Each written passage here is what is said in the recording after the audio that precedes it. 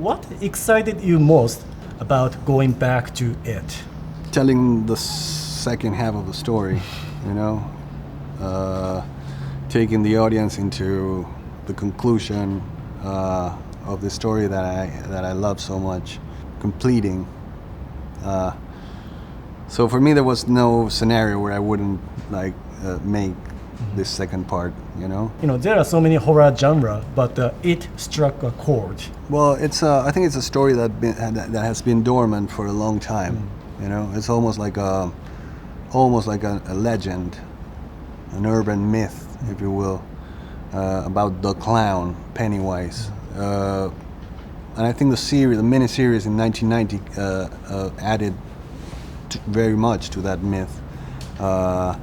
Of course, the book was an incredible success back in the 80s, but when they made the series, a whole generation of kids grew up with those images in their minds, and a lot of them don't even remember what the series was because they couldn't actually see the whole thing, but they have an impression of very scary imagery that definitely put a seed of fear and curiosity. So there's a whole generation that has that as a sort of a scary legend. And through the years, because it's a property that hasn't been touched again, it sort of grew, you know, as a collective phenomenon that was dormant, some kind of Lovecraftian beast that finally and eventually came back to the screen, and that's why it gathers so much expectation, you know. You know, because of the success of it, you are getting offers to do the many other projects. Yeah. And one of the things I'm very interested in is the Attack on Titan. Yeah. So is the rumor is true, and if so, why on that project? Well, I'm fascinated by Attack on Titan. is a story that I first saw on the anime and then the manga.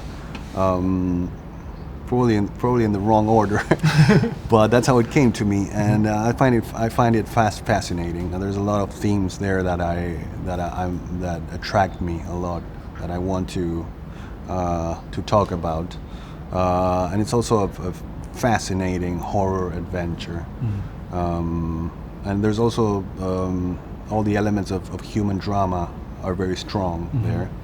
So yeah, all of that is really attractive to me. So I really want to do it.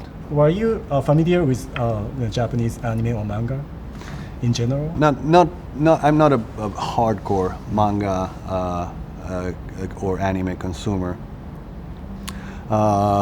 But you know, in my life, I had some experiences that were very impactful to me, and Macross was probably one of the strongest one.